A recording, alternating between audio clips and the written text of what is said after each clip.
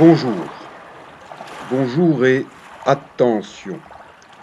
Si vous voulez seulement voir de belles images de Toulon, eh bien je vous conseille de couper le son de ce documentaire. Car aujourd'hui je vais vous parler de blessures anciennes, profondes, mais hélas toujours actuelles. Je vais vous dire comment j'ai été baisé par un imposteur baiseur des finances publiques de Toulon et du Var. Et comment, à la suite de cela, j'ai été victime d'un accident vasculaire cérébral. Vous pouvez choisir d'écouter ou de ne pas écouter. Je suis arrivé à Toulon en 1953. J'avais 3 ans. Et aujourd'hui, à 70 ans, je vous retrace une partie de ma vie en pensant à mon grand-père corse, François Liberati. Il a été dans l'armée française, a obtenu le grade de colonel, puis, vieillissant, l'armée l'a recyclé comme inspecteur des impôts. Donc, moi, Éric Long, j'ai du sang d'inspecteur des impôts corse dans les veines. J'ai une vie de sportif. À 19 ans, je suis devenu maître nageur sauveteur, et ça n'était pas facile de le devenir à l'époque. J'ai aimé mon métier de maître nageur sauveteur, que j'ai souvent pratiqué l'été en saison. À 21 ans, je suis devenu prof de culture physique et musculation. Ensuite, j'ai fait mon service militaire. Je m'attendais à être versé au service des sports. On m'a transformé en sergent instructeur de tir. Et ensuite, pendant que je faisais mes études de kinésithérapie, on m'a dit: Sergent Long, revenez nous voir, on a des choses à vous apprendre sur les explosifs. Et j'ai fait un stage de 15 jours en montagne. J'ai découvert la montagne. Et je dis merci à l'armée, car depuis lors, j'aime autant la mer et la montagne. J'ai commencé à travailler à Toulon comme kinésithérapeute dans l'hôpital militaire Sainte-Anne. Puis j'ai créé mon propre cabinet. Et je ne pensais pas que mon métier de kinésithérapeute allait me mettre en danger de mort. Et pourtant, c'est ce qui est arrivé. Je travaillais et j'avais un inspecteur des impôts dédié que je trouvais sympathique et qui m'a dit: Monsieur Long, vous faites des voyages maintenant que vous travaillez et vous faites de la photo, eh bien, venez me montrer vos photos de voyage. Et donc, j'étais tout à fait content d'aller dans la cité administrative, dans le bureau de cet inspecteur, lui montrer mes photos de voyage. Bon, plus tard, on m'a indiqué que c'était pour lui un moyen, sans se déplacer, de voir comment je voyageais, comment je dépensais mon argent. Et il avait repéré que je n'étais pas doué en comptabilité. Même si ma mère a été comptable d'État, eh bien, c'est pas passé dans mes gènes à moi. Donc, il m'a dit: si vous avez des soucis de comptabilité, n'hésitez pas à venir m'en parler. Eh bien, c'est ce que j'ai fait 1 fois, 2 fois, 3 fois, et un jour, j'arrive avec mon livre de compte dans son bureau.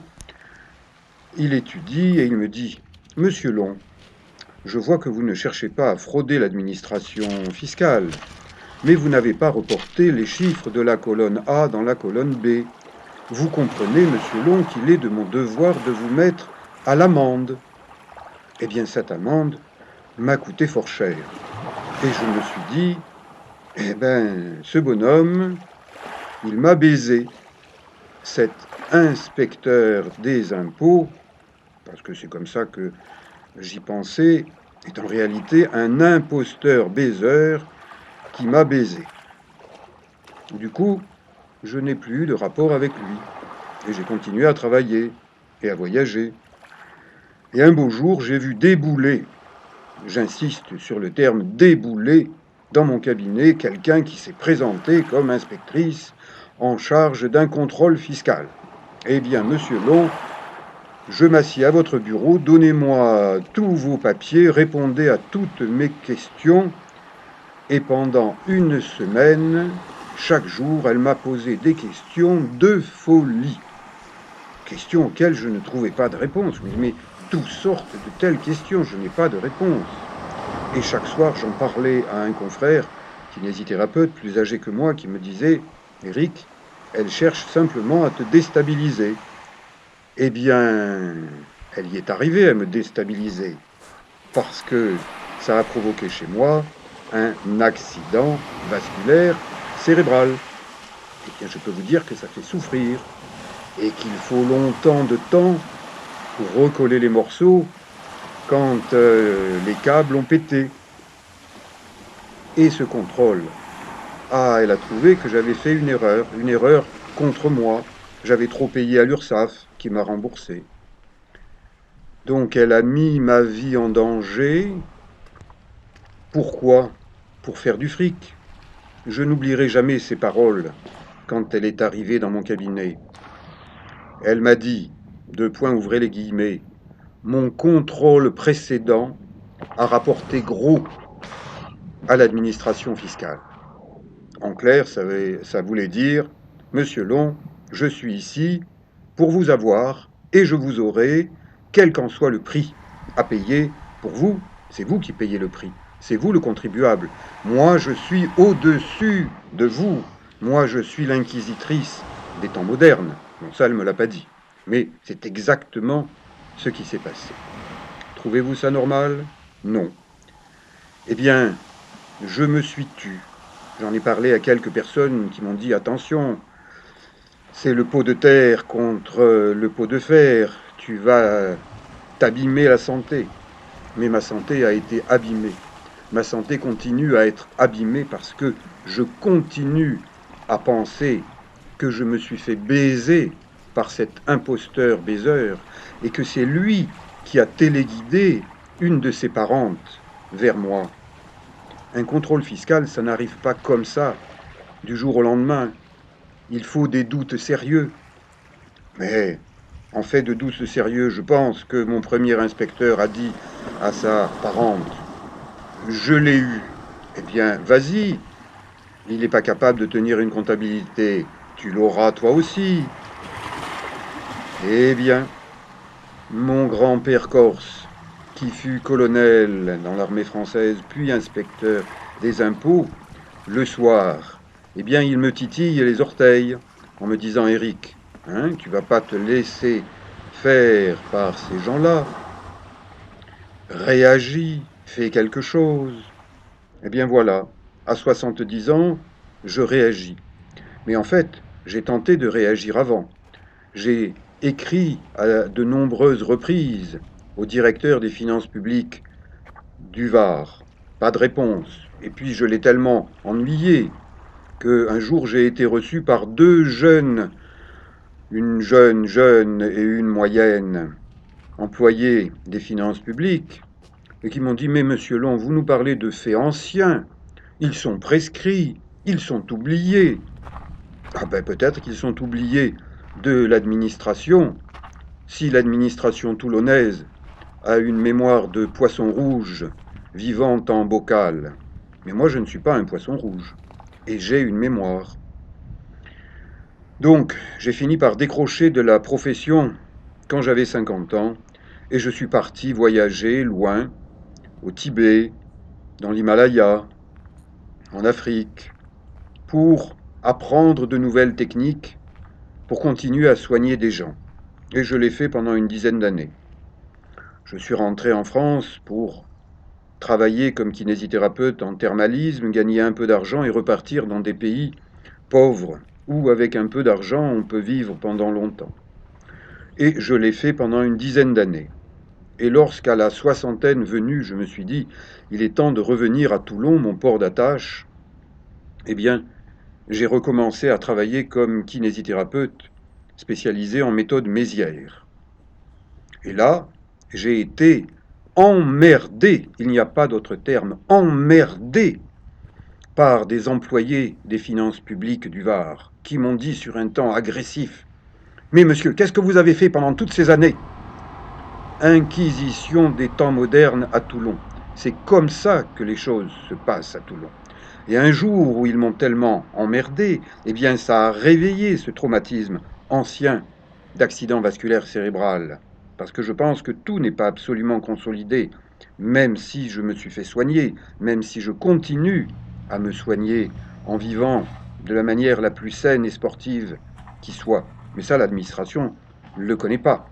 Et donc un jour où ces imposteurs m'ont vraiment fait sortir de mes gonds, je suis allé en footing de mon cabinet jusque au centre des impôts, cité administrative, un endroit sale où les employés fument dehors et on trouve des masses de mégots dans la cour de cette cité administrative, dans la cour des impôts.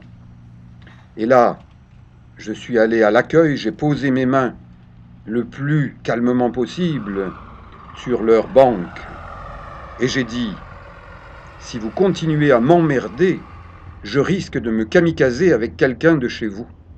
Ah, ils l'ont pris au sérieux.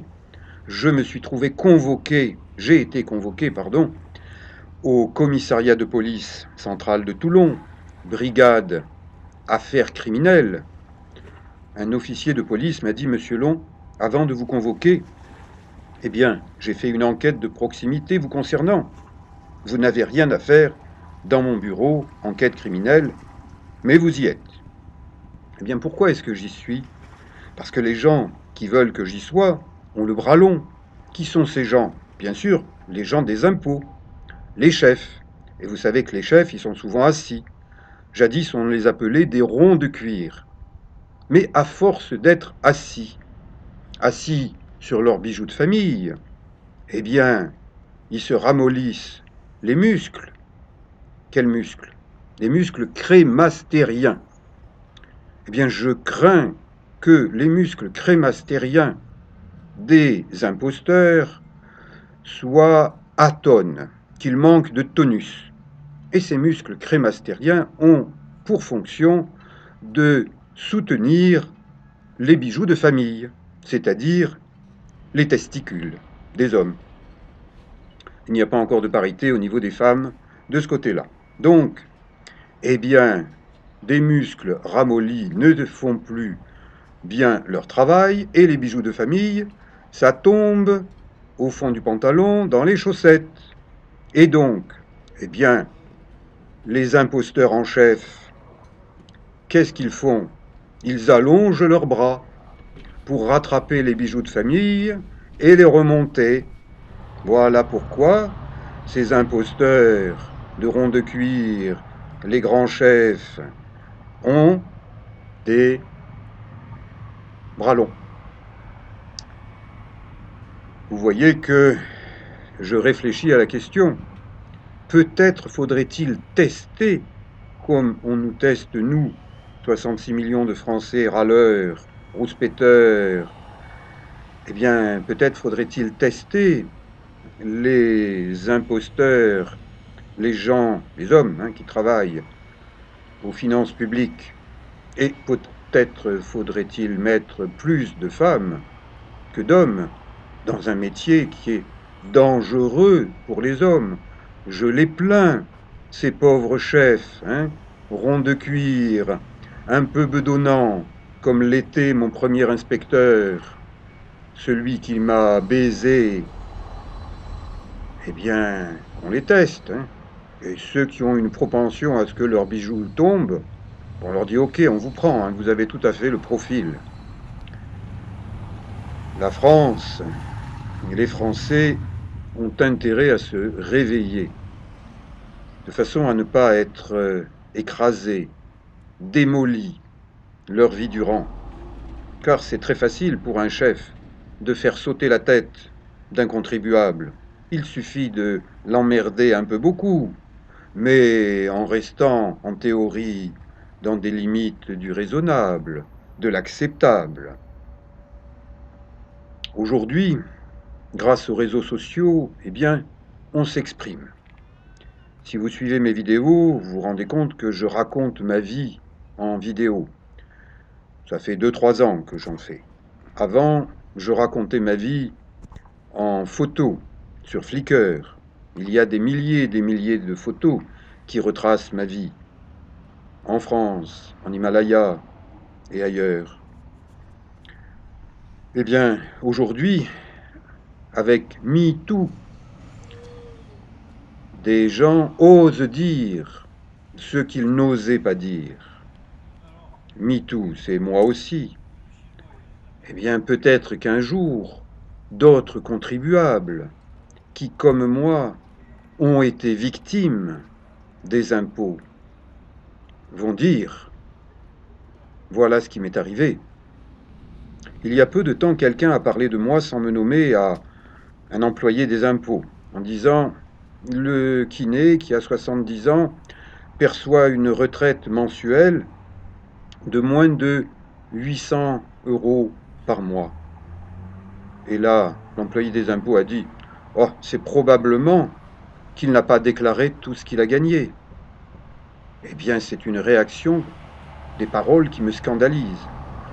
Depuis 40 ans, je travaille en méthode Mézières, une forme de kinésithérapie qui fait que je choisis de traiter un seul patient à la fois, même si la Sécu me donne le droit d'en traiter plusieurs, et de le garder 1 heure. Donc un patient à la fois pendant 1 heure. Eh bien, depuis des années et des années, je ne gagne pas beaucoup d'argent. Je gagne moins d'argent que d'autres confrères. Est-ce que c'est parce que je gagne peu d'argent par rapport à d'autres qui en gagnent plus et dont je ne suis absolument pas jaloux, chacun son mode de travail, qu'on cherche à m'emmerder, à me démolir, comme on m'a démoli? Eh bien, c'est inacceptable. Voilà, je vous ai raconté un volet secret de ma vie parce que en ce moment de Covid, où on nous bloque, où on nous freine, eh bien, je n'en peux plus. Donc, je dis les choses. Bien, mes prochaines vidéos vont continuer à vous parler simplement de mes voyages, à partager des images d'endroits où j'ai plaisir à vivre. Merci beaucoup de votre écoute et à bientôt.